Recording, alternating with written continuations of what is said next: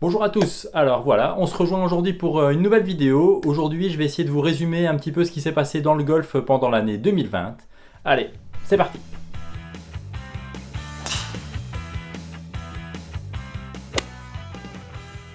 On commence en mars, et en mars, qu'est-ce qui s'est passé?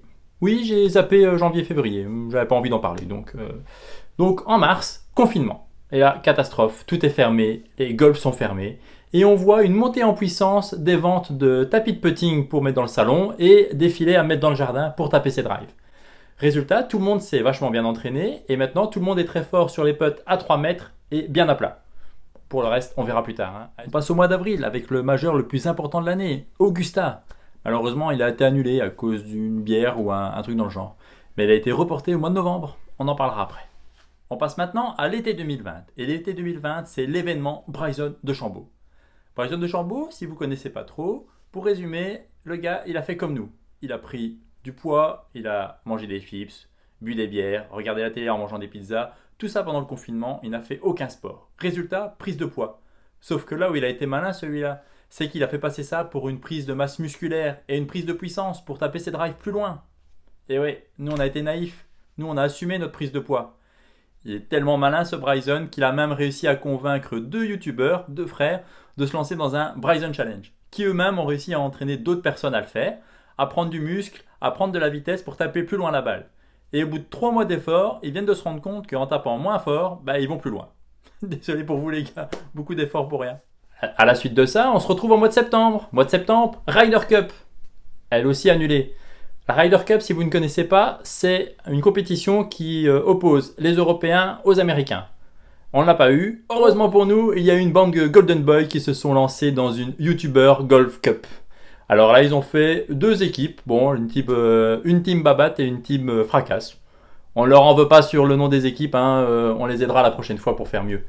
Et ils ont fait une petite compétition comme ça pendant toute une semaine qui opposait donc ces deux équipes, une équipe rouge et une équipe bleue, ce qui nous a permis de vibrer avec eux. Vous pouvez retrouver toutes leurs vidéos sur leurs chaînes YouTube respectives et c'est vraiment super intéressant pour nous proposer un spectacle équivalent à la Ryder Cup. On les remercie vraiment pour ça parce que ça nous a permis de quand même vivre un petit truc sympa pendant ce moment-là. On arrive au mois de novembre et c'est Augusta. J'en parle parce qu'il y a beaucoup de choses à dire sur Augusta, vraiment beaucoup de choses à dire. Je vais parler de Rory. Rory, c'est mon joueur préféré, enfin l'un de mes joueurs préférés, mais vraiment celui que je suis depuis très longtemps. Et j'espérais beaucoup de lui. J'étais pas le seul parce que même les bookmakers l'avaient placé dans le haut du classement des potentiels vainqueurs. Et Rory, comme à chaque fois depuis quelques années lors des majeurs, il a oublié son swing à la maison. Alors le temps qu'il téléphone à FedEx, à Tom Hanks, et puis ça prend un petit peu de retard comme tout le monde le sait. Résultat, il récupère son swing le samedi.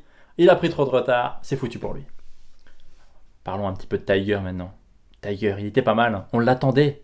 C'est quand même le vainqueur sortant, les gars. On l'attendait, c'est quand même pas n'importe qui.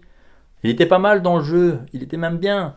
À la fin, ça a été un petit peu moins bien. Donc il s'est dit, tiens, parle pas assez de moi. Et il en a aussi dans la caboche celui-là. Petit coup de marketing, c'est un businessman le type. Il s'est dit, il faut que je me place pour qu'on parle de moi. Résultat, trou numéro 12 de la main corner, il met sa balle dans l'eau et il rate encore quelques coups. Bing 10 coups. Je sais pas pourquoi j'ai fait bing. 10 coups sur ce par 3.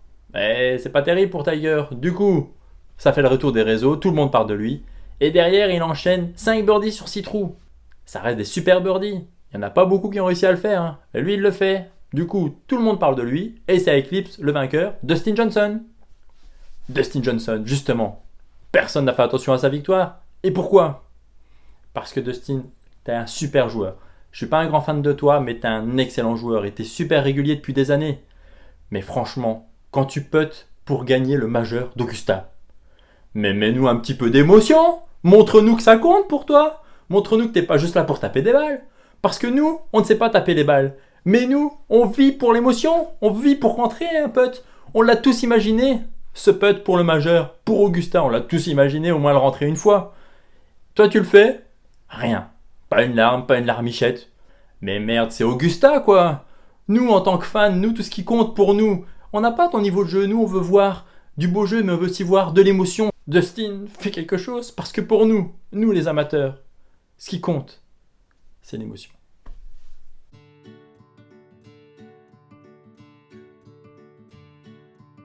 Oh, c'est dur à dire comme phrase. Une bande C'est pas intéressant ça. Rona. Mais heureusement, une bande de... Je n'arrive pas à le dire.